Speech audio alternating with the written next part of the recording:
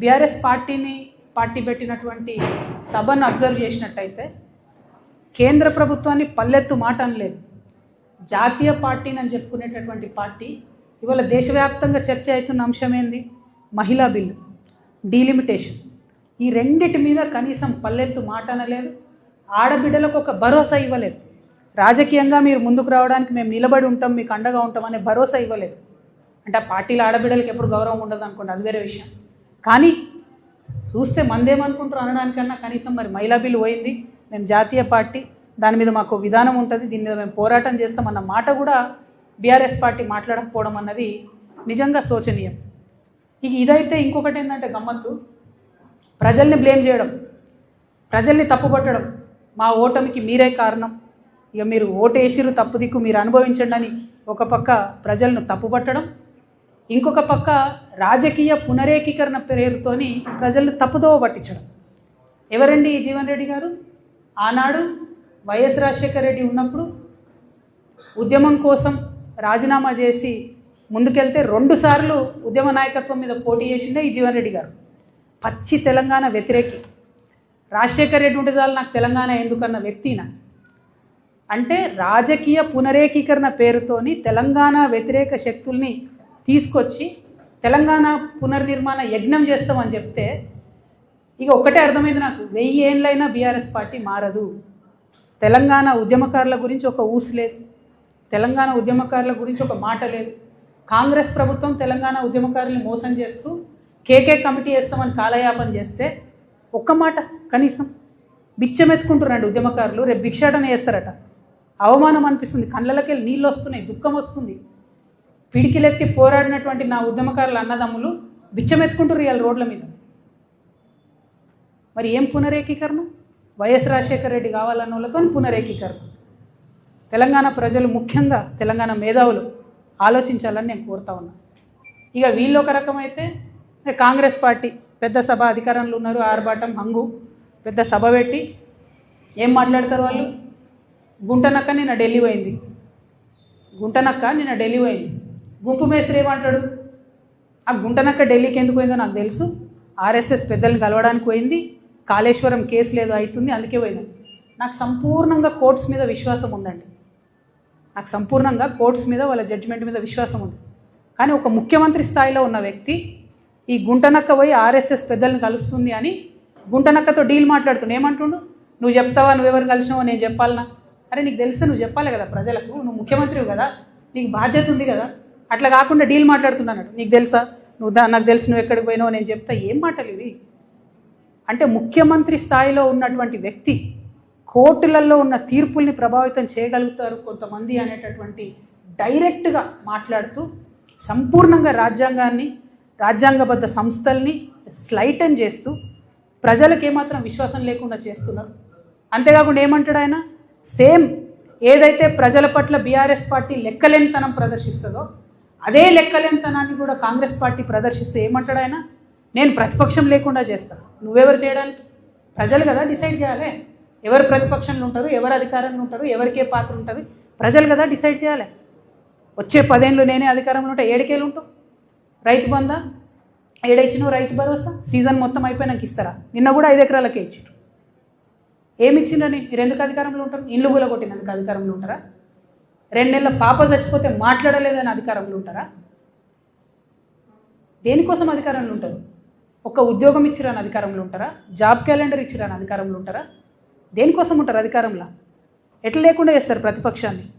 ఏ లెక్కలేనితనం BRS party ప్రజల పట్ల ఇప్పటికీ ప్రదర్శిస్తున్నదో, ప్రజలే తప్పు చేసిరంటే ఆత్మవిమర్శ చేసుకుంటలేదు బీఆర్ఎస్ పార్టీ.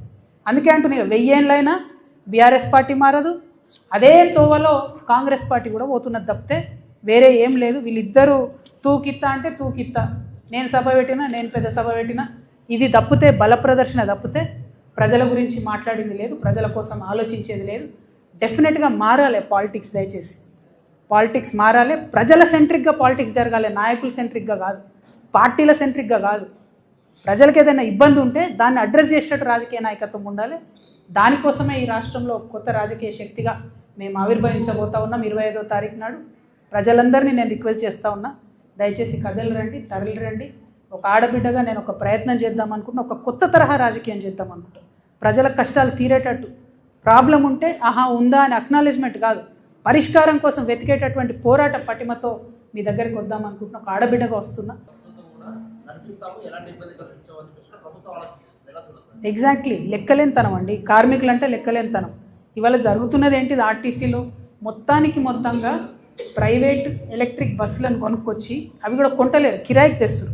కిరాయికి తీసుకొచ్చి దాంట్లో ఆర్టీసీ డ్రైవర్స్ కాకుండా ప్రైవేట్ డ్రైవర్స్ని పెట్టడం, అంటే ఆర్టీసీ వర్క్ ఫోర్స్ని అంతా కూడా తగ్గించేసి ప్రభుత్వ ఆర్టీసీ ఉద్యోగులు లేకుండా చేసి మొత్తంగా ఆర్టీసీని ప్రైవేట్ పరం చేసేటటువంటి ప్రయత్నం చేస్తున్నారు. దాంట్లో అవినీతి దాగి ఉంది, ఉన్నటువంటి ఉద్యోగాలను తీసేసేటటువంటి కుట్ర దాగి ఉన్నది. అన్నిటికన్నా ప్రాబ్లం ఏమవుతుందంటే గవర్నమెంట్ ఆర్టీసీ డ్రైవర్లు వెల్ ట్రైన్డ్ ఉంటారు, భద్రంగా బస్సు నడపగలుగుతారు. కానీ వచ్చేటటువంటి ప్రైవేట్ డ్రైవరు ట్రైనింగ్ ఉందా లేదా కూడా కనీసం ఈ ప్రభుత్వాలు చూస్తలేవు. కేవలం వచ్చేటటువంటి ప్రైవేట్ సంస్థలకు లబ్ధి చేకూర్చడం, వాళ్లకు అదనంగా బెనిఫిట్ ఎట్లా చేయాలి, దాంట్లో వీళ్ళ కమిషన్ ఎట్లా రావాలనే ఆలోచన తప్పితే ఇంకొకటి లేదు. రాష్ట్ర వ్యాప్తంగా కూడా చాలా డిపోలలో ఓన్లీ ఎలక్ట్రిక్ బస్సులను పెట్టుకుంటా ఉన్నారు. ఆ ఎలక్ట్రిక్ బస్సులలో కూడా ఆర్టీసీ డ్రైవర్లు ఉండాలి, గవర్నమెంట్ డ్రైవర్లు ఉండాలని చెప్పి మేము డిమాండ్ చేస్తున్నాం. ఏదైతే ఆర్టీసీని విలీనం చేస్తామని చెప్పి మాట ఇచ్చి కాంగ్రెస్ పార్టీ అధికారంలోకి వచ్చిందో దాని ఊసు లేకుండా ఇవాళ కార్మికులంతా కూడా మరి ప్రశ్నిస్తుంటే కర్కశంగా అణచివేసే ప్రయత్నం చేస్తున్నారు. కాబట్టే ఆర్టీసీ కార్మికులకు మేము భరోసా ఇస్తూ ఉన్నాం. ఖచ్చితంగా మీ వెంట మేము ఉంటాం, గట్టిగా ఫైట్ చేద్దాం, మన హక్కుల్ని సాధించుకుందాం. Thank you. జై తెలంగాణ. నిన్న మధ్యాహ్నం దాకా కూడా మీరు చూసింది ఇంకో డ్రామా నడిపింది రేవంత్ రెడ్డి గారు. నేను ఢిల్లీకి పోతే సీఎంఓ నుంచి లీకులు ఇచ్చుడు, మీడియా వాళ్ళకి చెప్పి బ్రేకింగ్లు పెట్టించుడు. అంటే నీకు విషయం ఉన్నోడు ఈ పని చేయడు, విషయం లేని వాళ్ళే ఈ చిల్లర పనులకు దిగుతుంటారు. నేను మా పార్టీ అధినేత గౌరవనీయులు కేసీఆర్ గారి సూచన మేరకు వారి చెప్పిన పని కోసం రవిచంద్ర ఎంపీ గారు, నేను, వినోద్ కుమార్ గారు మేము ముగ్గురం ఢిల్లీకి పోయినాం. దట్స్ ఓపెన్గా శంషాబాద్ ఎయిర్పోర్ట్ నుంచే పోయినాం ఢిల్లీకి. దాంట్లో పెద్ద సీక్రెట్ లేదు, అంతకంటే రహస్యము లేదు. సరే, కాళేశ్వరంకి సంబంధించిన కేసు రేపు జడ్జిమెంట్ ఉంది. సహజంగానే ధర్మం మీద న్యాయం మీద మాకు నమ్మకం ఉంది. డెఫినెట్గా మేము గెలుస్తామనేటువంటి విశ్వాసం మాకు ఉంది. సరే, గెలిస్తే రాష్ట్ర ప్రభుత్వం సుప్రీంకోర్టుకు పోతే మేము కేవిట్ వేసుకోవాలి. పొరపాటున మేము గెలవలేదు, మేము సుప్రీంకోర్టులో ఫైల్ చేసుకోవాలి. దానికి కూడా సీనియర్ న్యాయవాదులు ఎంగేజ్ చేసుకోవాలి. ఒక రాజకీయ పార్టీగా నీ కుట్రలు, నీ అక్రమ కేసులను డెఫినెట్గా ఎదుర్కోవడానికి న్యాయ వ్యవస్థలో మాకుండే అవకాశాలని మేము చేసుకుంటాం. అదేవిధంగా మీ రాహుల్ గాంధీ ఏమో రాజ్యాంగాన్ని చేతిలో పట్టుకొని నేనే రాజ్యాంగ పరిరక్షణ లెక్క ఆయన పోజులు ఇస్తాడు. నువ్వేమో రాజ్యాంగ భక్షకుడివి, బీఆర్ఎస్ ఎమ్మెల్యేలను లాక్కుంటివి. ఆ కేసు కూడా మే 6వ తేదీన హైకోర్టులో రాబోతా ఉంది. సో దానికి కూడా సీనియర్ న్యాయవాదులను ఎంగేజ్ చేసి తప్పకుండా అక్కడ బీఆర్ఎస్ గెలిచే విధంగా, ఇప్పటికే సుప్రీంకోర్టు మొట్టికాయలు వేసింది. సరే, అది ఎంత దుర్మార్గంగా ఉందంటే కాంగ్రెస్ పార్టీ బీఫామ్ మీద ఎంపీగా పోటీ చేసి నేను ఇంకా బీఆర్ఎస్లే ఉన్నానని ఎమ్మెల్యే చెప్పడం ఒక నేరమైతే, ఇంకా స్పీకర్ గారు అయితే లేలే ఆయన బీఆర్ఎస్లే ఉండడానికి స్పీకర్ తీర్పు ఇవ్వడం ఇంకా ఘోరం.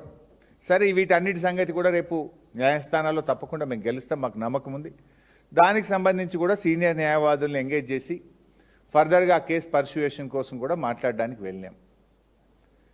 వీటితో పాటు మరో ముఖ్యమైన విషయం కూడా ఉంది నిన్న ఢిల్లీకి వెళ్ళిన దాంట్లో. అదేంటి? బ్యాగ్ల కేసు. బ్యాగ్ల కేసు ఒకటి ఉంది కదా, ఓట్ ఫర్ నోట్ కేసు. ఆ కేసు కూడా రేపు సుప్రీంకోర్టులో మధ్యాహ్నం 3:30కు వస్తుంది. రేపు మధ్యాహ్నం 3:30కు రేవంత్ రెడ్డి పట్టపగలు 50 లక్షల నగదుతో బ్యాగులతో దొరికిన కేసు రేపు మధ్యాహ్నం 3:30కు సుప్రీంకోర్టులో వస్తుంది. సో ఈ ఓటుకు నోటు దొంగ భరతం పట్టడానికి కూడా నిన్న ఢిల్లీలో న్యాయవాదులతో మాట్లాడడానికి వెళ్ళాం. రెడ్ హ్యాండెడ్గా నువ్వు పట్టపగలు దొరికినవు. కానీ ఇవాళ ఏమైపోయింది? కంప్లైనెంటు నువ్వే, ముద్దాయివి నువ్వే అయిపోయినావు. దురదృష్టవశాత్తు నువ్వు రాష్ట్రానికి హోంమంత్రివి నువ్వే, ముఖ్యమంత్రివి నువ్వే. ఓటుకు నోటు కేసులో పట్టపగలు రెడ్ హ్యాండెడ్గా దొరికిన దొంగవు నువ్వే. రెండు నువ్వే అయిపోయినావు ఇప్పుడు. సో నువ్వేం చేస్తున్నావు ఇప్పుడు? ప్రభుత్వం తరఫునేమో ఒక పేరు మనం ఎప్పుడు పేరు వినని ఒక నామమాత్రపు న్యాయవాదినేమో ప్రభుత్వం తరఫున పెట్టిండు. ఇక దొంగ కదీనా రేవంత్ రెడ్డి తరఫునేమో ప్రముఖ పేరుగాంచిన భారతదేశంలోనే పేరుగాంచిన అడ్వకేట్లను ఆయన పెట్టుకున్నాడు. ఇది మాకు తెలియదా ఒక ప్రతిపక్షంగా? బీఆర్ఎస్ పార్టీ ఇప్పటికే ఓట్ ఫర్ నోట్ కేసులో ఇంప్లీడ్ అయి ఉన్నది. మా జగదీష్ రెడ్డి గారు, సత్యవతి రాథోడ్ గారు, మహమూద్ అలీ గారు, సంజయ్ గారు ఈ కేసులో ఇంప్లీడ్ అయి ఉన్నారు. సో ఈ కేసు కూడా రేపు మధ్యాహ్నం 3:30కు సుప్రీంకోర్టులో లిస్ట్ అయి ఉన్నది. మాకు మా న్యాయవాదులు ఆల్రెడీ ఇండికేషన్ ఏమి ఇచ్చిండ్రు, గవర్నమెంట్ తరఫునేమో గౌరవ్ అగర్వాల్ అని, మనమైతే పేరు ఎప్పుడు వినలే, ఒక న్యాయవాదిని పెట్టిండ్రు. కానీ అదే రేవంత్ రెడ్డి తరఫున అంటే ఎవరు ఓటుకు నోటు కేసులో బ్యాగులతో పట్టబగలు దొరికిన ముద్దాయి తరఫున ఎవరిని పెట్టిండ్రు? ముకుల్ రోహిత్గిని, సిద్ధార్థ్ లూత్రా అనే అడ్వకేట్లను పెట్టిండ్రు. అంటే ఇక్కడ దొంగ చీకటి ఒకటి అయినట్టు అయిపోతుంది. ప్రభుత్వం తరఫునేమో ఒక చిన్న న్యాయవాది, కానీ ముద్దాయి తరఫున నోట్ల కట్టలతో దొరికిన దొంగల తరఫున ఎవరిని పెట్టుకున్నారు? ముకుల్ రోహిత్గిని, సిద్ధార్థ్ లూత్రా అనే అడ్వకేట్ని పెట్టిండ్రు. మరి అప్పుడు ఏం చేయాలి? ఈ పన్నాగాన్ని పటాపంచలు చేసి ఓటుకు నోటుకు దొంగలకు శిక్ష పడేటట్టు చూడాల్సిన బాధ్యత ప్రధాన ప్రతిపక్షంగా మాకు ఉండదా? నువ్వు ఆ రోజు మా ఎమ్మెల్యేలనే కదా కొనాలని ప్రయత్నం చేసింది, మా ప్రభుత్వాన్నే కదా నువ్వు పడగొట్టాలని కుట్రలు చేసింది. సమైక్యవాదులతో చేతులు కలిపి ఆనాడు మా ప్రభుత్వాన్ని పడగొట్టాలని నువ్వు ప్రయత్నం చేస్తే నీకు శిక్ష పడాలి కదా. ప్రజలే చూసి నువ్వు ఓపెన్గా నువ్వు చేసిన నీ వ్యవహారాన్ని ఈ దేశ ప్రజలు, ఈ రాష్ట్ర ప్రజలు అందరూ కూడా చూసినారు. ఇవాళ హోంమంత్రివి నువ్వే, ముఖ్యమంత్రివి నువ్వే, ముద్దాయివి నువ్వే. అందువల్ల ఈ కేసులో డెఫినెట్గా ఒక మంచి న్యాయవాదులను పెట్టి బీఆర్ఎస్ పార్టీ తరఫున బలమైన వాదనలు వినిపించే ప్రయత్నం కూడా నిన్న చేసినాం. మేము లీగల్ ఎక్స్పర్ట్స్ని కలవడానికి, సీనియర్ అడ్వకేట్స్ని కలవడానికి వెళ్ళాం. ఒకటి ఓట్ ఫర్ నోట్ కేసు, 2 మా ఎమ్మెల్యేలను, బీఆర్ఎస్ ఎమ్మెల్యేలను కాంగ్రెస్లో చేర్చుకున్నావు, ఆ కేసు మే 6వ తేదీన రాబోతా ఉంది. 3 కాళేశ్వరం కేసులో మేము గెలుస్తామనే విశ్వాసం ఉంది. గెలిచినా కేవిట్ వేయడానికి, పొరపాటున మాకు అనుకూలంగా తీర్పు రాకపోయినా సుప్రీంకోర్టులో రిట్ పిటిషన్ వేయడానికి న్యాయవాదులతో మాట్లాడడానికి పోయినాం. ఇది పార్టీగా మా నాయకుడు ఆదేశించిండు. నాయకుడు ఆదేశం ప్రకారం మేము ముగ్గురం, మా వినోద్ కుమార్ గారు సీనియర్ న్యాయవాది, పార్లమెంట్ సభ్యులు రవిచంద్ర గారు కలిసి వెళ్ళి అక్కడ న్యాయవాదులతో మాట్లాడినాం. నీలాంటి దొంగలకు శిక్ష పడాలి, నీలాంటి సమైక్యవాదులకు, నీలాంటి ప్రభుత్వాలను పడగొట్టాలని కుట్ర చేసిన వాళ్ళకు, ఎందుకంటే నువ్వు 4.5 ఏళ్ళ నుంచి స్టే మీద బతుకుతున్నావు కదా. నువ్వు ఇవాళకి నీ మీద కేసు ఉంది, ఆ స్టే మీదనే నువ్వు ఈరోజు ఆ కేసు విచారణ జరగకుండా 4.5 సంవత్సరాల నుంచి స్టే మీద నువ్వు ఇవాళ ముఖ్యమంత్రిగా ఉన్నావు. ఒకసారి స్టే వెకెట్ అయిందంటే నీ కుర్చీకే ముప్పు ఉన్నది. స్టే వెకెట్ అయిందంటే నువ్వు జైలుకి పోతావు కనుకనే ఇవన్నీ డ్రామాలు చేస్తున్నావు నువ్వు. ఇవాళ మొన్న ఏం జరిగిందో నేనే బయట పెట్టినా. రాత్రేమో రాహుల్ గాంధీతో ఉన్నాడు, పొద్దుగాలు లేచే వరకు ప్రముఖ ఆర్ఎస్ఎస్ నాయకుడు, బీజేపీ ప్రభుత్వ కేంద్ర మంత్రి శ్రీనివాస్ వర్మ ఇంట్లో పొద్దుగాల టిఫిన్కు తేలిండు. నీకు అలవాటు పొద్దుకి కాంగ్రెస్, పొద్దుగాల బీజేపీ వాళ్ళ ఇంట్లో టిఫిన్లు తినుడు, సాటు కార్లలో తిరుగు నీకు అలవాటు. మేము బాజాప్తానే చేస్తాం ఏం చేసినా సరే. ఇది అసలు విషయం. మేము పోయింది ఓటుకు నోటు కేసులో దొంగను శిక్ష పడే విధంగా మేము మా పార్టీ తరఫున ఇంప్లీడ్ అయినాం. మేము కూడా సీనియర్ న్యాయవాదులను ఎంగేజ్ చేసి మా సీనియర్ న్యాయవాదులు రేపు కోర్టులో బలమైన వాదనలు వినిపించడానికి న్యాయవాదులతో మాట్లాడడానికి వెళ్ళాం. అది రేపే ఉంది కేసు.